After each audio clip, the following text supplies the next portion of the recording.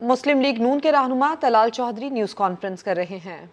जो चौधरी शुजात हुसैन का ना हो सका वो आपका होगा। वजारत आला के लिए उन्होंने आपको सर पे बिठाया हुआ है। उसके दिल में क्या है ये आपको पता चलेगा जिस दिन आपको उधर ही पहुंचाएगा जहां पर परवेज मुशर्रफ को पहुंचाया है।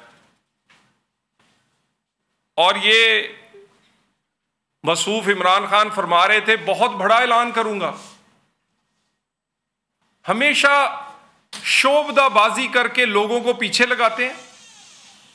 लोग मुंतजिर होते हैं कि ना जाने खान साहब ने कौन सा बड़ा ऐलान कर देना है, कौन सी बड़ी चीज ले आएंगे कि ये कोई नया पाकिस्तान में कोई सियासी तूफान आने वाला है।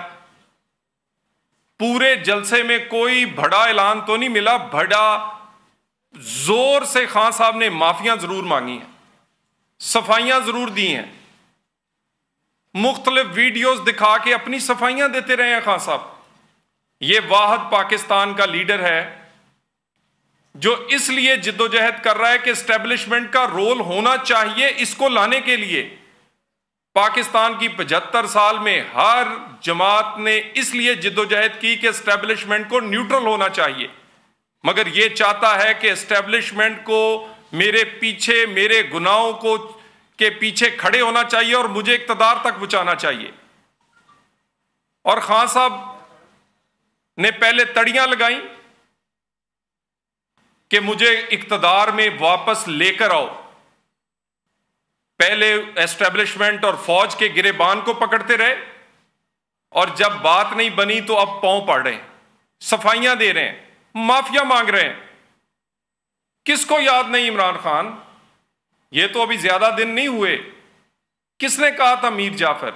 किसने कहा था यजीद? किसने कहा था जानवर? ये सारे अलकाबात तो जनाब ने दिए हैं। बड़ी जल्दी से आपको याद आ गया कि अब मैं इस काबिल नहीं हूं कि खड़ा हो सकूं क्योंकि मेरे किरदार में कई कमियां कुताहियां हैं, तो मैं अब माफिया मांग लूं।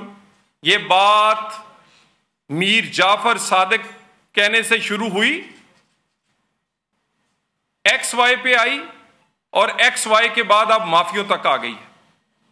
और ये माफिया सिर्फ इसलिए मांगी जा रही हैं कि इनके केसेस से इनको सजा ना हो, इनको वही मदद फराहम की जाए जो इनको आज से 8-10 साल पहले थी। इनको वही मदद फराहम की जाए कि इनको ये लाडला रहे। 62-63 के केस हों या कोई और फॉरेन फंडिंग के मामलात, या तो उनमें स्टे चलता रहे, नहीं तो फैसला जो है वो उसी तरह का आए जैसे कि साकिब निसार ने सादको अमीन इसको कहा था। पूरी कोशिश, अब पूरी जिद्दोजहद जो है वो इस बात की है कि कहीं मेरे पे कानून का इतलाक ना हो जाए। हम भी इंतजार कर रहे हैं। या 62-63 में तुम ताहयात नाअहल हो गए अगर कानून का इतलाक हुआ, या इस बात पर मोहर लगेगी कि पाकिस्तान में दोहरा म्यार है इंसाफ का। पाकिस्तान में लाडलों के लिए और सतेलों के लिए और कानून है। यह कैसे मुमकिन है कि यह 2+2 का केस है? यह ओपन एंड शट केस है। और इस केस में से जनाब जो है वो बच निकलेंगे। और रही फॉरेन फंडिंग की बात, खान साहब आपको नोटिस किया गया एफआईए की तरफ से। आप तो फरमाया करते थे कि जिसका दामन साफ हो वो फौरन सफाई दे देता है। तमाम अकाउंट्स की तफसीलात लेकर जाएं। जितने नोटिस किए हैं आपके लोगों ने उन पर स्टे लिए हैं। सिंध हाई कोर्ट से, केपी के हाई कोर्ट से आपने उन नोटिस को स्टे करवाया है, क्योंकि आपको पता है कि आपका एक बंदा भी पेश हो गया तो फिर आपकी सारी असलियत जो है वो खुल के सामने आ जाएगी। अगर आपका दामन साफ है तो क्यों स्टे लेते हैं? 8 साल आपने पहले स्टे पे गुजार दिए, अब फिर आप एफआईए के नोटिस पे दर पे अदालतों में जाकर कार्रवाई रुकवा रहे हैं। और ये कार्रवाई रुकवा रहे हैं सिर्फ इमरान खान के मेरे तक चीजें ना पहुंच जाए। उसके बाद शहबाज गिल खान साहब ने तो सारी जिंदगी गुजारी लोगों को इस्तेमाल करते हुए, और जिसको इस्तेमाल कर देते हैं फिर उसको ऐसा डिस्पोज ऑफ और डस्टबिन में फेंकते हैं कि याद भी नहीं करते। और यह कहानी माजिद खान से शुरू की थी, नईमुल हक से लेते, वहां से चलती चलती ये जहांगीर तरीन, और अब तो शहबाज गिल की भी बारी आ गई है। अपनी जान कैसे छुड़ाएंगे आप? बयान किसने आपकी मौजूदगी में लिखा गया, ड्राफ्ट किया गया, आपके कहने पे पढ़ा गया, अब आप उसको ओन करने से कतरा रहे हैं, सिर्फ उसको कुर्बानी का बकरा बनाकर अपनी जान छुड़ाना चाहते हैं। इसीलिए 2 दिन के रिमांड के बाद चीखें इमरान खान तुम्हारी निकल रही थी। तुम्हें लगता था कि और रिमांड मिलेगा तो ये जो शहबाज गिल है तोते की तरह बोलने लग जाएगा। हमें तो वो दिन याद है कि हमारे जितने लोग गिरफ्तार हुए वो ये कहा करते थे जितना रिमांड चाहिए इन्हें दे दें। रिमांड लेने वाले थक जाते थे। हमारे लोगों ने रिमांड की मुखालफत नहीं करते थे। 2-2 महीने के रिमांड, 3-3 महीने के रिमांड, बगैर किसी नोटिस के गिरफ्तारियां। आपको तो बड़ी सहूलत हासिल है। आज भी कोई दोपहर में गिरफ्तार होता है तो रात तक छूट जाता है जमानत पर। किसी के नोटिस जो हैं वो अमल से पहले ही सस्पेंड हो जाते हैं, और रिमांड सिर्फ 2 दिन का। और उसकी इतनी मुखालफत पीटीआई की तरफ से। ये जो आपका बयानिया आपने पहले बनाया है और अब आप पछता रहे हैं, अब आप माफिया मांग रहे हैं। अब आपने पूरे जलसे में अपनी वो वीडियोस क्यों नहीं दिखाई जिसमें आपने मीर जाफर, यजीद और न्यूट्रल जानवर और पता नहीं क्या क्या नहीं कहा था। आप जितने मर्जी पाकिस्तान के रहनुमाओं की वीडियोस दिखाएंगे उनमें बड़ा फर्क है। तनकीद और बगावत में फर्क होता है।